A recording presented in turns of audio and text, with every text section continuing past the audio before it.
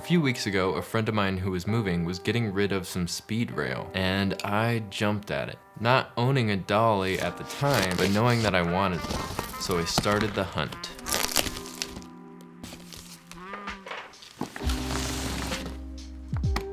This is the Glide Gear Dev Dolly Pro kit. I found a refurbished version of this on Amazon for about 400 bucks. Which might sound expensive until you start comparing it to the Dana Dolly, the Duty Dolly, and the Kessler Crane Shuttle Dolly. On paper, this Dolly does everything that those Dollies can do.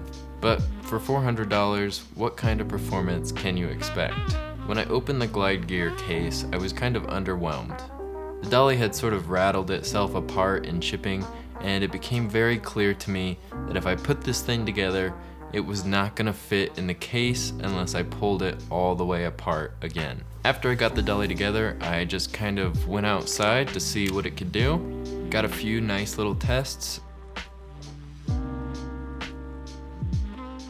The bearings in these wheels are not great. They're about the equivalent of a Walmart skateboard, unfortunately. But they're pretty smooth, and at least in camera, I didn't notice any weird speeding up and slowing down as the wheels turn, but I won't know until we get back to the computer how smooth the shots actually were. So the shuttle itself has two little level bubbles, which are nice. I've been keeping the Dolly on my camera bag just to keep those soft rubber wheels semi-safe out here in the dirt. Now with the Dolly track, it does seem to get a little bit like twisted up. Occasionally you'll have to jerk it to one side just to straighten everything out. It's kind of silly having this giant ass thing out here. I got a lot of weird looks from hikers passing by. But now the sun's actually starting to shade. I'm not redoing the shots. I'm sorry, you're just gonna have to look at blown out shots.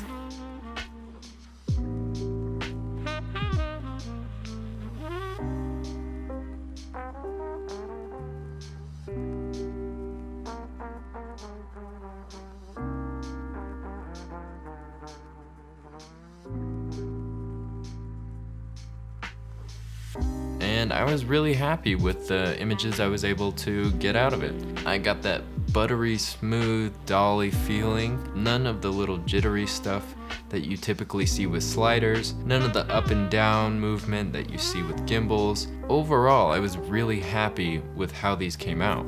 The Dolly comes with these pins that screw into a 1/4-20 on the bottom of the rail supports. These are actually pretty cool because they are a junior pin for standard slider stands, but they can also support a standard C-stand in the bottom here. These would be great if I had those types of stands.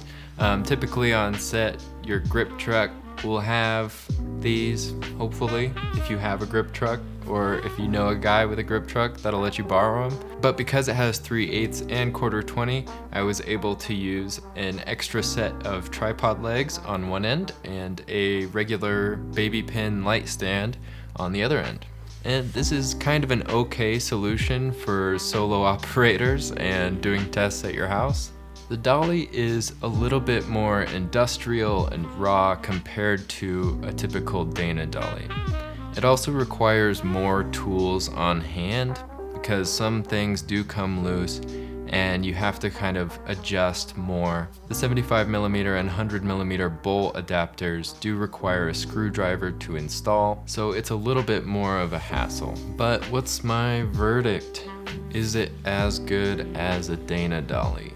Not exactly. The Dana Dolly stays mostly built and doesn't require any tools to swap out bowl adapters or to get it ready to shoot. The Dana Dolly also comes with rail supports that tighten down a little bit faster and aren't so clangy when you take them off. I think you get what you pay for with the Glide Gear. It's a fun Dolly to use, and I'm definitely gonna use the crap out of it. If someone were to bring this on set to a short film or a corporate video that I was working on, I would be absolutely thrilled.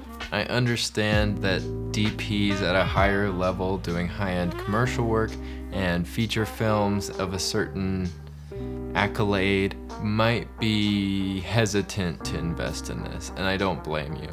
But for me right now, it just has to work. This Dolly works just fine.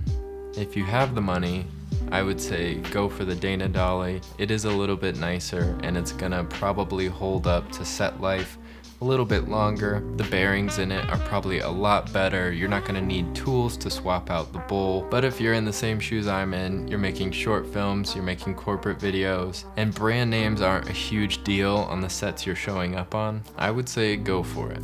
Anyways guys, thanks for watching. I'm pretty happy with the purchase and I might upgrade in the future, we'll see. I might do an update to this if the thing falls apart on me, but for now, I'm feeling pretty good about it. See you in the next one.